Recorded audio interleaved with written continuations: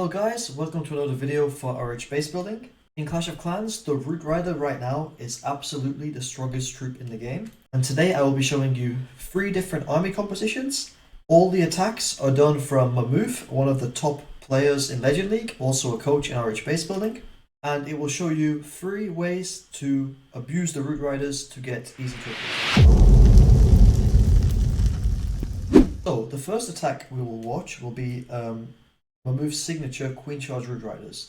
This is the army that he is currently using to be very high in Legend League, and it is definitely one of the strongest armies in the game.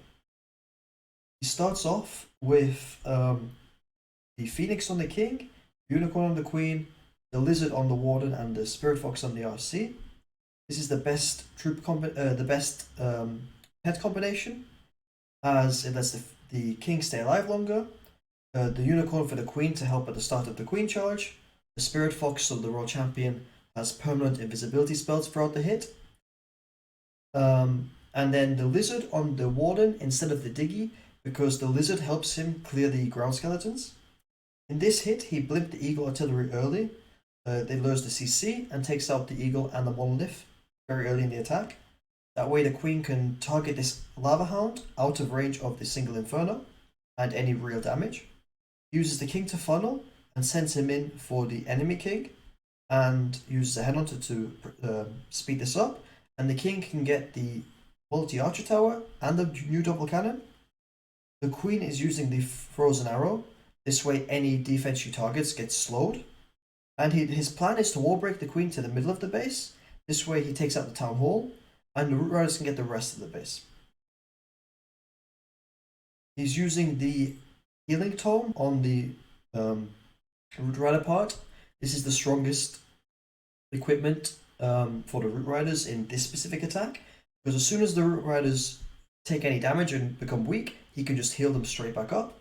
And then the Warden is used, as I said, once they get a bit weak, and also to protect the Headhunters.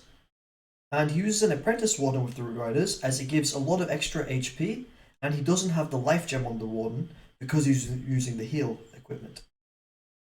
The Queen gets the core very nicely, the Town Hall goes down, and then the RootRiders just need to go around the base, and with having 5 RootRiders and an Apprentice Warden, they aren't dying very quickly. And with how much HP they have, it's very, very difficult for any damage on the base to take them out. And this is why this is one of the strongest ways to use the RootRiders, and why Mammoth is so successful with it in Legends. You can see he has 3 heroes alive, 2 free spells he doesn't need, plenty of cleanup, and quite a quick attack as well. So now the second attack I will show is, in my opinion, the easiest way to use the RootRiders. We wouldn't want to make things too easy now, would we? This is using the RootRiders with the Valkyries and some skeleton spells. So you simply use 2 RootRiders, around 2 Valkyries on each side. You can use some skeleton spell if there's some heavy defenses there, like the multi-archer tower. And then you spam all of the RootRiders close together with the Warden, the King, the Queen, the Log Launcher, everything. You use some skeletons to distract, and an early Warden ability. It protects the Log Launcher, which is losing some health. It helps heal up all the RootRiders when you use the healing book. And then straight afterwards, he used another heal in combination with the Rage, because the Town Hall was on him. There was lots of damage, so he needed a bit of extra healing. And he's freezing the high damage dealing defenses, such as the Eagle Artillery, the Town Hall, and then supporting with the Raw Champion and using some skeletons. One key thing to note is he doesn't use the King ability early or during the Warden ability. This is because during the Warden ability, you have none of your things in the Warden take any damage, and with the King Gauntlet, he has a 60% reduction at the max level, so there's no need to stack this with the Warden ability. Previously, you did this to protect the Barbarians spawned by the King, but there are none because he's using the Gauntlet instead. So it's key to see that he's using the King ability afterwards, and then he uses the RC just to help with the final, support with his RootRiders. As you see, some RootRiders are still alive somehow, which just shows you how strong they are. And he has free spells to protect. He uses the RC ability early and just uses the free spells to make sure he takes out the Queen. And he still has one more freeze. And right now there's 3 heroes alive, not that much else, but this was definitely quite a difficult base. There was a poison tower to stall him. There was lots of concentrated damage, and nevertheless it still worked. And this is one of the easiest ways. You don't need to worry about doing a long queen charge or anything too difficult. You get your troops down in a line, use the spells accordingly, and this can get you a lot of triples. The third way to use the RootRiders is here, the Superarcher Blimp. You'll notice that in Town Hall 15, the Superarcher Blimp was one of the strongest armies in the game and one of the easiest armies. So this is just being brought forward to Town Hall 16, but instead of having only barbarians, now you can pair with RootRiders, and you can bring quite a few due to how strong they are.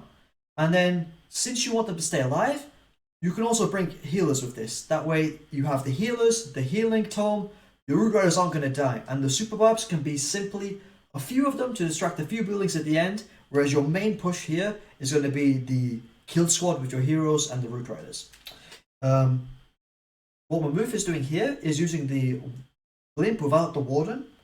Therefore, he uses a few rocket loons to test to make it as cheap as possible, but also as safe as possible.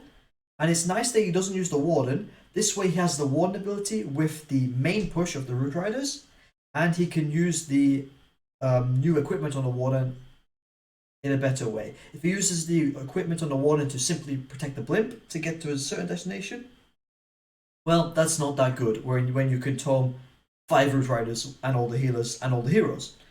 Here he did a simple Archer Blimp against the Town Hall. He actually got the CC lure and the Monolith.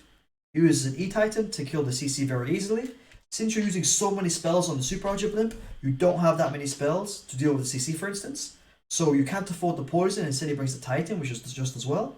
He drops all the heroes, the RootRiders, and as the AD will go down quickly, he can drop the healers early as well. The good thing with stacking all the things together means that they can all be healed, and they can all be in the Warden ability. So the Rage Tower pops, but he doesn't need to tome yet because of the healers doing such a good job. Now that the double cannon comes in range as well that is raged, he tomes. Now the RootRiders that took damage from the multi-inferno and cannon get completely healed up, and now we can use the barbs on the side with the Royal Champion to push the rest of his troops into the middle.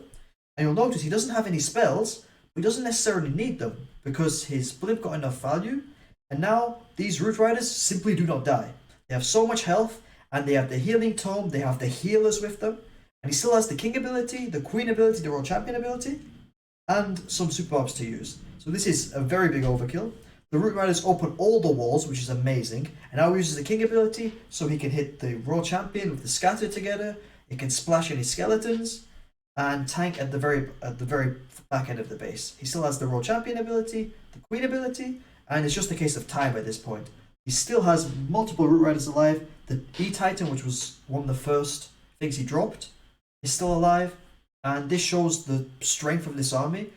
It's not as simple as perhaps the straight RootRider spam, but it's much simpler than a Queen charge, and it's very, very powerful because of the way you can use the hero equipment and the strength of the RootRiders. Thanks for watching this video on the RootRiders, and make sure to check out other videos.